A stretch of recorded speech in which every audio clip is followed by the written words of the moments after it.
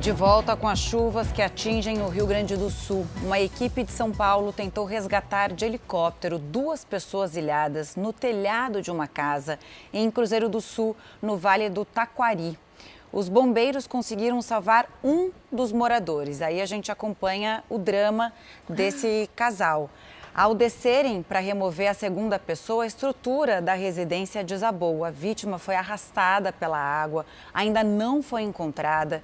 O bombeiro que estava içado ao helicóptero conseguiu sobreviver. Você vê que o helicóptero tem dificuldades exatamente por causa do mau tempo, né? E muitas cidades ilhadas e muitas pessoas nessa situação. Mas esse resgate é dramático. É muito dramático, porque é o seguinte, o bombeiro desce para amarrar a outra pessoa. Ele já tinha subido para levar um. Quando a casa desaba, o bombeiro está junto. Só que o bombeiro já está içado, ele já está preso. O bombeiro consegue ser puxado de volta, mas não deu tempo de salvar essa segunda pessoa. É um drama que está vivendo o Rio Grande do Sul, um drama que a gente vem acompanhando aqui. Os moradores de uma cidade chamada Feliz, no Rio Grande do Sul, registraram também o exato momento em que uma ponte foi arrastada pela força da água. Era uma ponte sobre o Rio Caí, um dos mais importantes. Olha, no momento desse flagrante, o nível do rio já tinha chegado a quase 14 metros, 13,92.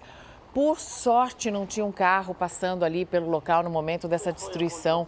Os moradores da cidade Feliz só não ficaram totalmente isolados porque o município tem uma segunda ponte que não foi afetada pela enxurrada. O estado do Rio Grande do Sul já tem dezenas de pontes caídas e dezenas de estradas interditadas por causa de deslizamentos. E o que chama atenção, né, e o que impressiona é a força da água, até porque quando a gente fala em inundação, a gente está falando de enchente por causa dos transbordamentos dos rios ali. O estado é todo interligado por rios, então não é só por causa do volume de chuva que a gente vê enchentes no Rio Grande do Sul, é o transbordamento de rios. Quando o rio está muito cheio, a água, a enxurrada vai comendo a estrutura por baixo, né? Vai comendo e corroendo, o que mantém essa ponte no lugar. Não é só a força de arrastar a ponte por cima, é por baixo também que há um estrago. Muito bem observado. E olha, um boletim da Polícia Rodoviária Federal emitido agora pela manhã, então notícia quente desta manhã de sexta-feira, mostra que o estado do Rio Grande do Sul tem 40 trechos de rodovias federais totalmente interditados devido aos transtornos causados pela chuva. Situação mais grave, a gente destaca aqui para você, é entre Lajeado e Soledade, que são cerca de 93 quilômetros, ou seja, quase 100 quilômetros, totalmente impedidos de tráfego de veículos. Equipes da concessionária responsável pela rodovia e da PRF estão atuando no auxílio dos motoristas que ainda se encontram dentro desses pontos interditados. Daqui a pouco a gente vai conversar com a nossa repórter, Gabriela Milanese, que ontem saiu de Porto Alegre para chegar à cidade de Santa Maria, uma das mais afetadas do Rio Grande do Sul. Ela levou mais de 13 horas para fazer esse trajeto exatamente por causa dessas interdições. Então, portanto, 40 trechos interditados neste momento em estradas no Rio Grande do Sul. Só nas rodovias federais, né? Além das pontes que estão ou já caíram ou estão com muita instabilidade. E as cheias também fizeram a Companhia de Saneamento do Rio Grande do Sul intensificar um monitoramento nas 35 maiores barragens do estado. Porque a barragem 14 de julho em Catiporã se rompeu parcialmente. A Defesa Civil já tinha retirado as famílias da área de risco. Segundo o governo estadual, o efeito só não vai ser mais devastador porque a situação já estava em cheia, então quando a água desceu, ela não veio com uma força muito diferente, mas vai ter um impacto, por exemplo, no curso do rio Taquari.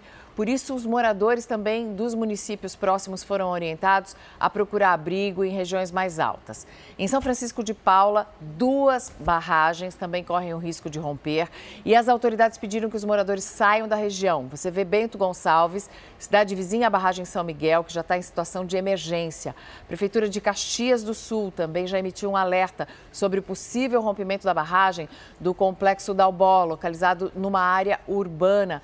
Então, assim, com essa cheia, esse volume de água impressionante, o maior de décadas, e caindo exclusivamente numa única região, aí você vê a barragem mais tranquila, por quê? Porque ela já rompeu. Depois que ela rompeu, você vê essa imagem. As imagens de antes eram assustadoras e é uma água que vai descendo e vai chegar no Lago Guaíba, em Porto Alegre. E logo depois do rompimento dessa barragem, uma onda de 2 metros se formou exatamente por causa desse volume de água que você falou, Mariana.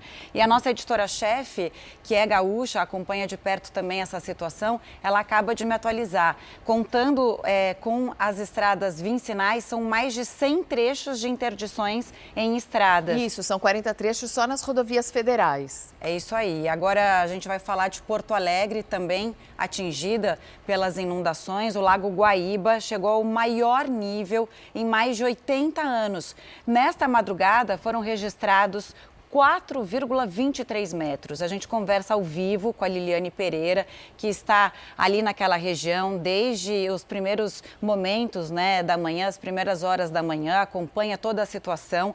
A gente quer saber qual é a situação por aí neste momento para a gente entender. O Lago Guaíba é muito importante porque vários rios desembocam nele, E por isso também que o volume de água sobe em situações como a gente acompanha agora, Bom dia para você, Liliane. Exatamente. Bom dia, Camila, Mariana, bom dia para todos que estão nos acompanhando. Eu sigo aqui na região central de Porto Alegre porque a gente está acompanhando a movimentação do trânsito aqui na Avenida Mauá.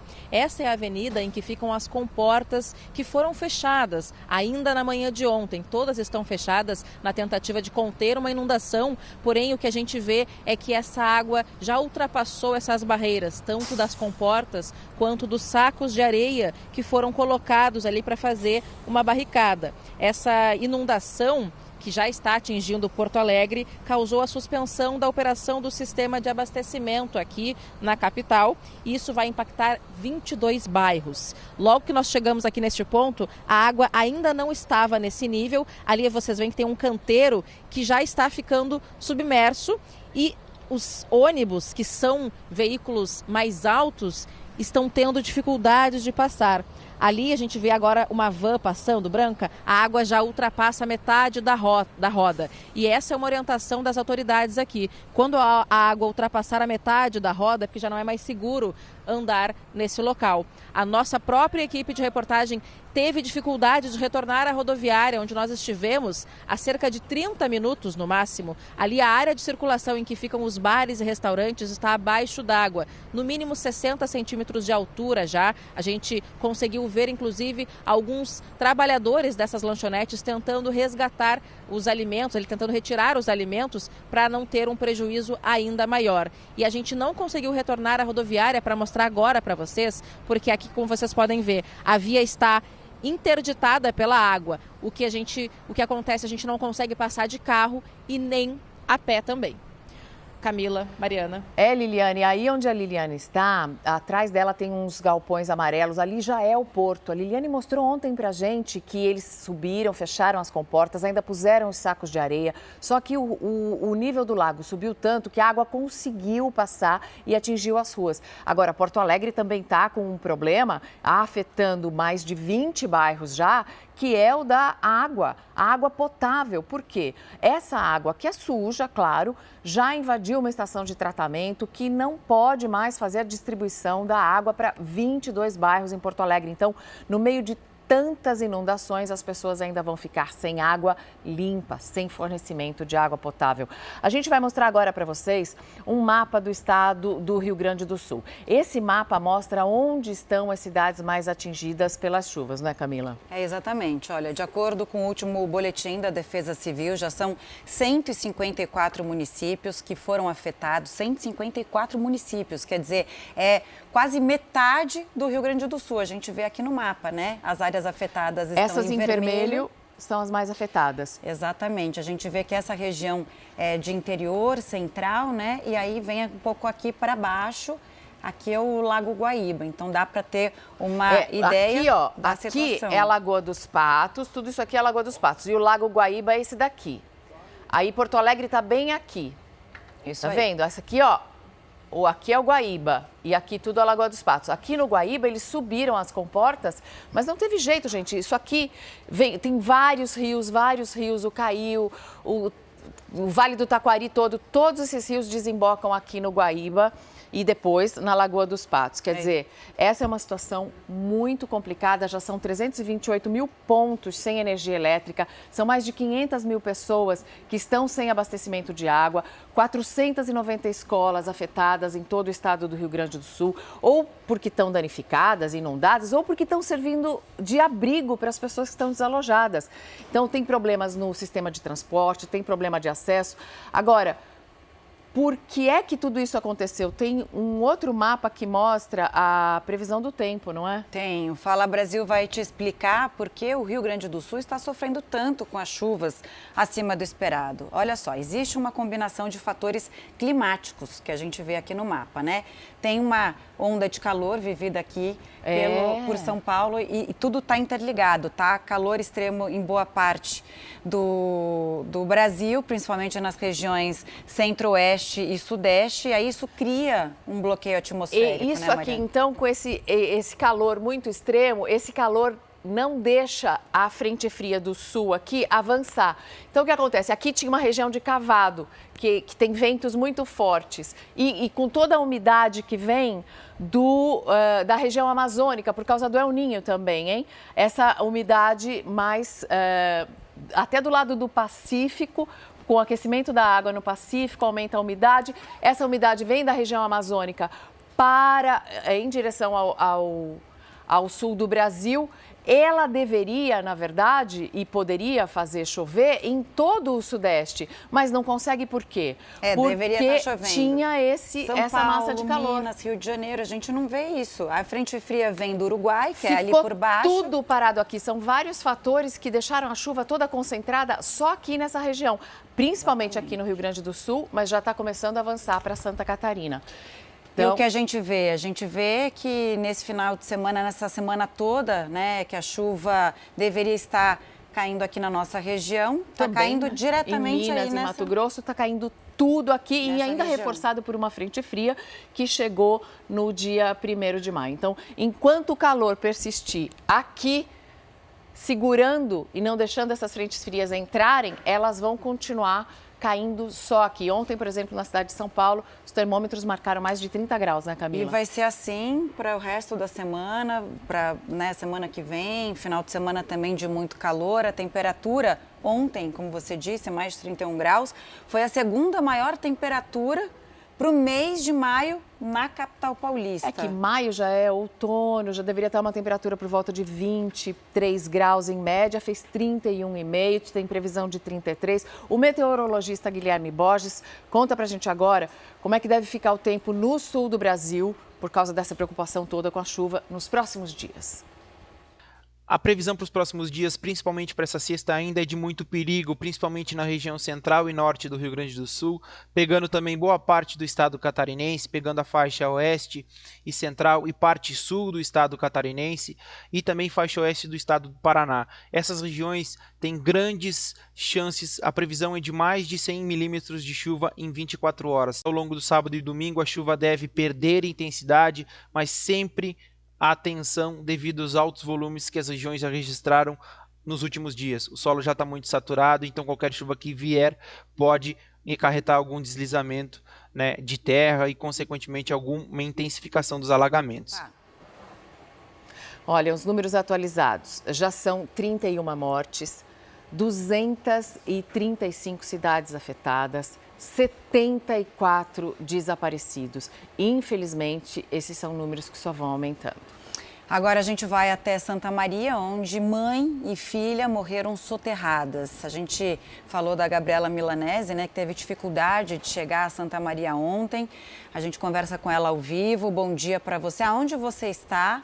E eu queria também que você relatasse como foi para chegar a Santa Maria, essa dificuldade que você teve e quais são as situações que você presenciou nesse trajeto.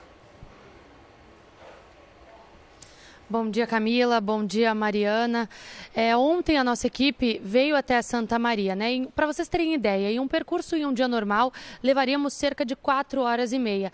Mas logo a 100 e poucos quilômetros de Porto Alegre, já teve o primeiro bloqueio em rodovia, então a gente precisou fazer toda a volta, ir por Pelotas, Bagé, Rosário do Sul, todo o sul do estado, para conseguir chegar até aqui. Foram 13 horas de estrada e esse, no momento, é o único caminho que existe para chegar até aqui. São muitas rodovias bloqueadas aqui no estado e muitas regiões afetadas. O desastre está por toda parte. Nesse momento, aqui em Santa Maria, chove muito, o que aumenta o risco de deslizamentos. Inclusive, é por isso que nós estamos aqui no quartel do Corpo de Bombeiros, onde as equipes acabaram de sair, porque receberam a informação, foram acionadas em razão de um novo deslizamento, possivelmente com vítimas fatais. Quatro pessoas já morreram aqui em Santa Maria. Emily Huguim da Rocha, de 17 anos, e Liane Huguim da Rocha, de 45, mãe e filha, morreram depois do deslizamento de encosta sobre a casa onde moravam aqui em Santa Maria, na região central do estado. No momento do acidente, estavam juntos na residência o pai e o irmão de Emily, que é uma criança. Eles, felizmente, escaparam com vida. A jovem foi encontrada por uma equipe do Corpo de Bombeiros horas depois da tragédia e Liane foi localizada quase 24 horas depois. Então, ao longo do dia, nós devemos ter novas informações sobre, infelizmente, novas vítimas que foram soterradas em razão destes deslizamentos aqui na região central do estado. Camila, Mariana. Obrigada, Gabriela, pelas informações. A gente volta a atualizar o número da Defesa Civil, é de 31 mortos, 74 feridos, desaparecidos, 31 mortos, 74 desaparecidos e 235 cidades afetadas por essa tragédia, essas enchentes que estão destruindo algumas cidades no Rio Grande do Sul. Essa chuva, aliás, que atinge o sul do Brasil, já chegou ao estado de Santa Catarina, onde vários municípios também já foram afetados e um homem desapareceu depois de ser arrastado pela enxurrada. Pelo menos 30 pessoas já estão desalojadas no estado. Até o momento, 12 municípios registraram ocorrências por causa das fortes chuvas.